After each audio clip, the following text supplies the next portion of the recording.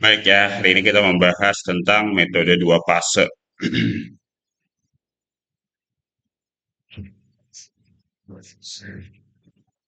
Kapan metode dua fase ini digunakan? Yaitu saat persoalan program linearnya memuat variabel buatan atau memuat batasan yang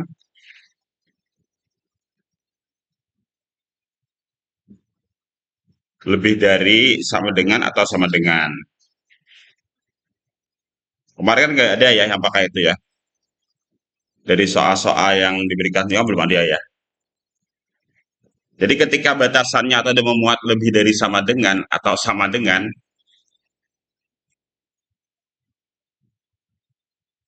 maka kita gunakan di situ metode dua fase. Nah, ya. Karena untuk yang sama dengan di situ nanti ada tambahan variabel buatan. Untuk yang lebih dari sama dengan itu memuat dua variabel yaitu surplus dan buatan. Maka untuk dua perkara ini maka kita gunakan dua fase. Contoh di sini ya. Nah, minimumkan Z. Nah, berarti ini kita persoalan minimum ya. Sama dengan 4x1 tambah x2. Kendala yang pertama atau batasan yang pertama itu 3x1 tambah x2 sama dengan 3. Nah, ada sama dengan di sini. Maka ketika ada sama dengan seperti ini, batasannya sama dengan, maka pakai parabel buatan. Kemudian yang kedua, lebih dari sama dengan. Nah, ini berarti pakai dua variabel, yaitu variabel surplus dan variabel buatan. Yang ini, yang terakhir, pakai parabel apa? X1 tambah X2 kurang dari sama dengan 4. Pakai parabel apa? Pakai parabel surplus ya. Jadi ini buatan, ini surplus dan buatan, ini slack ya, parabel slack. Oke, ini kan namanya adalah dua fase, maka berarti ada dua tahap. Jadi bisa saja disebut dengan metode dua tahap, boleh juga ya, bisa dua fase atau dua tahap. Nah, berarti kita mengerjakannya dengan menggunakan dua tahap. Nah, tahap pertama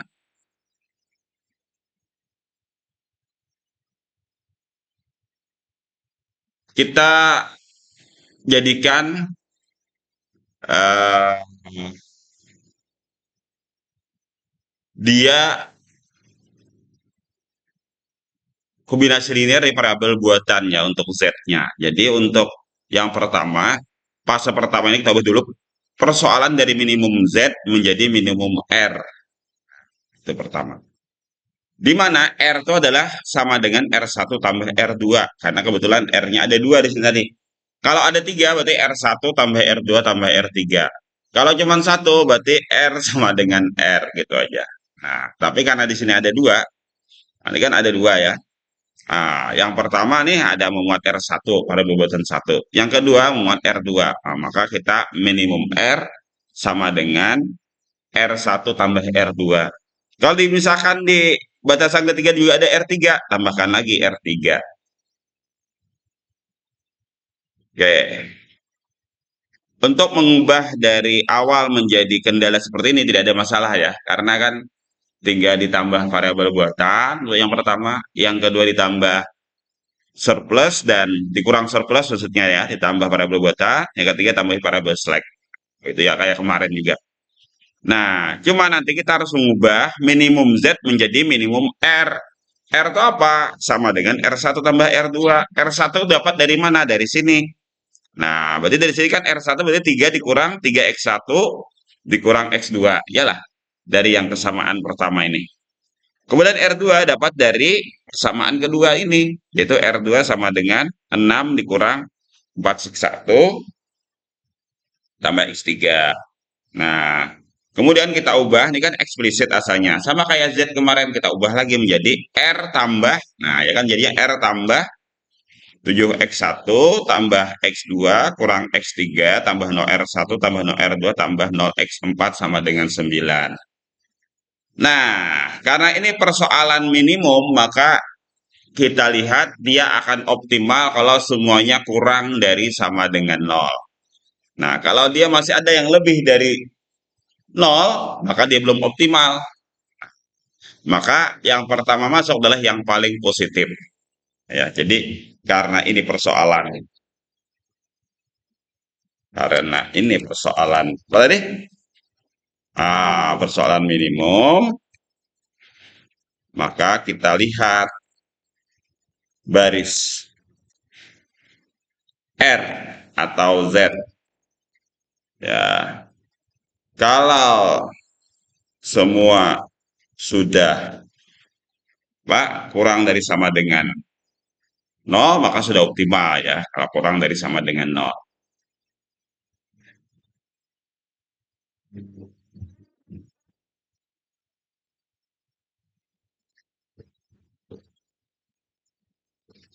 Kalau belum, maka kita lihat yang paling positif.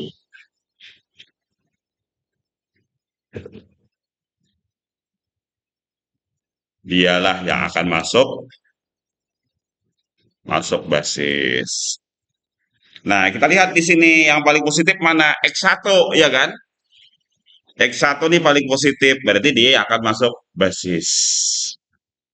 Yang keluar bagaimana? Menentukan keluar sama dengan sebelumnya, yaitu nilai kanan dibagi dengan yang masuk. Nah, berarti 3 bagi 3, 1, ya kan? 6 bagi 4, 6 per 4, atau 3 per 2. Ya, 3 per 2 kan lebih dari 1 ya. 3 per 2 berapa, Fit? Berapa? Ada tahu, Masya Allah, Fit. Fit masih melayang-layang berarti nih, Fit nih. Berapa, Lida? 3 per 2? 1,5 atau 1,5 ya. Fit masih nih. Masih sudah makan lah, Bet? Sudah, kalau belum makan pagi. Fit. Nah, 4 bagi 1, 4 ya.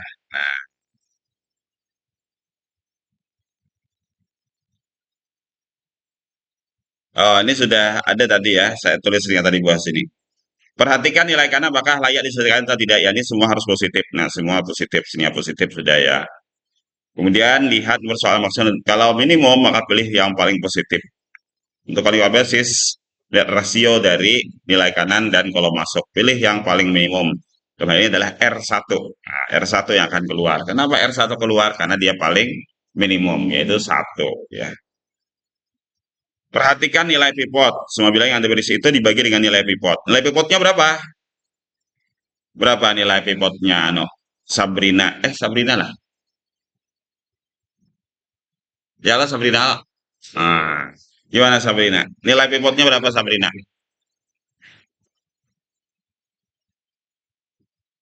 Hmm.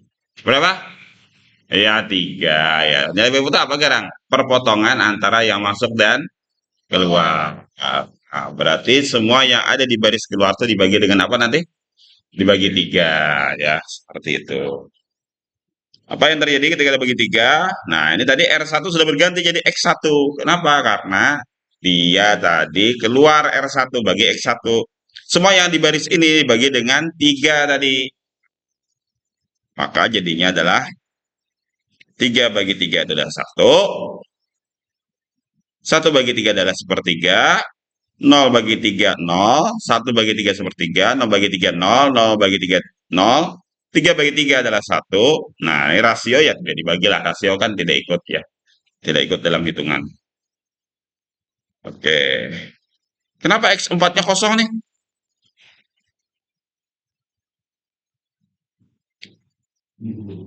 Nah, ini berarti menyuruh supaya nanti dihitung. Nah, Nah ya, saya agak percepat saja. Nanti saya minta gantian maju untuk melengkapi tabel ini ya. Nah, nanti dihitung.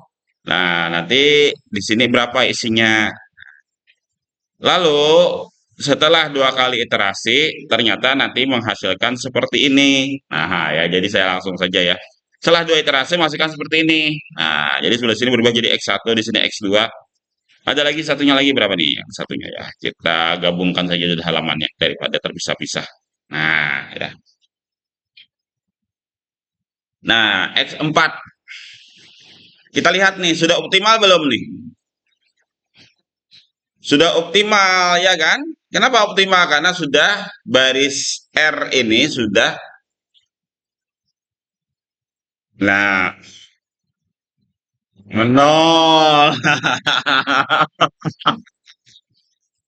Ada kurang tadi dengan nol. Suruh ada permen kan? Jurungi permen dulu kalau Vina supaya supaya Ipit lebih fokusnya. Atau ada kopiko kah? Dulu dikasih kopiko dulu. Nah, nah, ini selesai fase pertama karena dua fase tadi. Berarti fase pertama selesai sampai sini. Ya. Jadi, nah, karena minimum R sama dengan massa ini memiliki pemikiran seperti layak. Lanjutkan ke fase kedua. Kita lanjutkan ke fase kedua. Tahap kedua apa yang dilakukan yaitu menyingkirkan variabel buatan yaitu R1 dan R2. Dari tabel optimum tahap 1 didapatkan. Nah, oke, kita lihat ya. Dari tahap 1 kita dapatkan bahwa nah ini kan berarti X1 ditambah 1/5 X3 sama dengan 3/5 yalah. Ini kita buang nanti ya. Jadi di fase berikutnya kolom R1 dan R2 ini kita buang. Nah, menyingkirkan, disingkirkan, dibuang.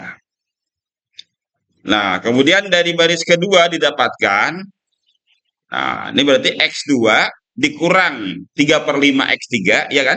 Sama dengan 6/5. Kemudian baris terakhir dapatkan X3 tambah X4 sama dengan 1. Itu kan yang kita dapatkan ya. Nah, tadi masalah semula tadi kan minimum Z adalah sama dengan 4X1 tambah X2 yang di awal tadi. Ada kan di awal. Nah, maka di sini kita bisa menentukan X1 dan X2-nya. Nah, ini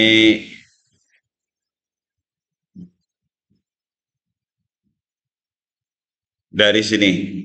Nah, di sini kan ketemu X1-nya berapa nih? 3/5 dikurangi 1/5 X3. Yalah. Dari sini nah, X1-nya. Kemudian X2-nya sama dengan 6/5 ditambah 3/5 X3. Nah, itu kita masukkan ke dalam fungsi tujuan awal. Nah, ini kita masukkan. Maka ketemu Z-nya berarti sama dengan 0x1, 0x2 karena nggak ada 0x1 dan x2-nya ya, berarti 0.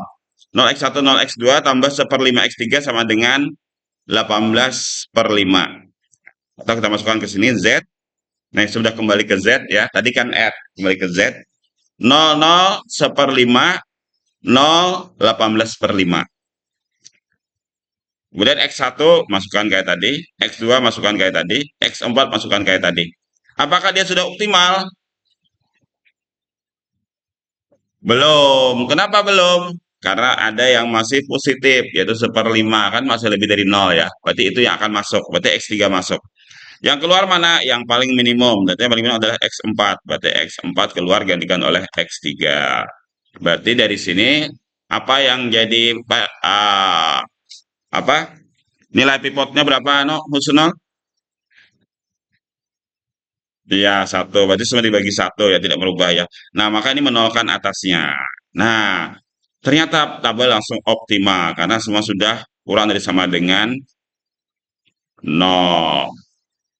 Nah, tabel optimal berapa? Berarti Z-nya ketemu adalah 17/5. X1-nya 2/5. X2-nya adalah 9/5.